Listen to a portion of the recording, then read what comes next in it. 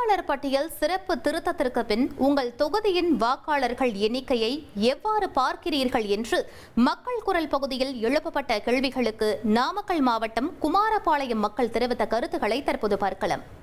இருக்கிறதுல எங்க மாவட்டத்தில் பார்த்தீங்கன்னா அதிக 2 லட்சத்துக்கு மேல வாக்காளர் போலி வாக்காளர் சொல்லி இறந்தவங்க சொல்லி நீக்கி இருக்கிறாங்க.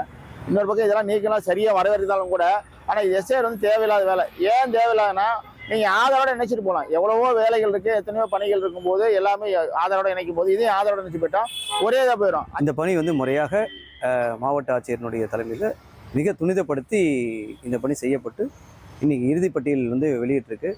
மேலும் இந்த பகுதி பார்த்தீங்கன்னா நிறைய வாடகை வீட்டில் குடியிருக்கக்கூடிய வாடகைதாரர்கள் அதாவது குறிப்பிட்ட பகுதியிலிருந்து குறிப்பிட்ட ஏரியாவில் மாற்றம் செஞ்சுருப்பாங்க.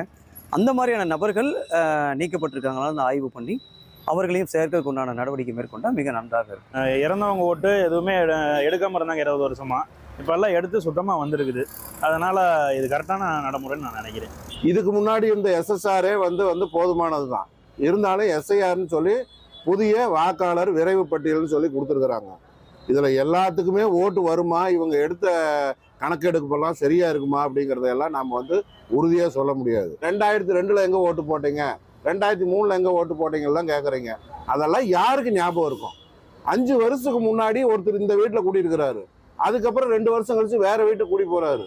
சொந்த வீட்டுக்காரங்களுக்கே ஞாபகம் இருக்காது. ஒருத்தர் ஒரே வருஷத்துல 3 வீடு குடி மாறுறவங்க எல்லாம் இருக்கிறாங்க. அவங்க எல்லாம் எப்படி ஞாபகம் வச்சிருப்பாங்க?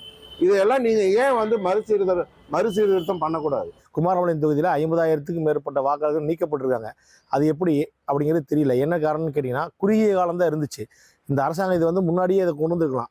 குறுகிய காலத்தில் கொண்டு வந்ததுனால யார் எங்கே இருக்காங்க அப்படிங்கிறத கண்டுபிடிக்க முடியல. மக்கள் குரல் பகுதியில் குமாரபாளையம் மக்கள் தெரிவித்த கருத்துக்களை நாம் பார்த்தோம்.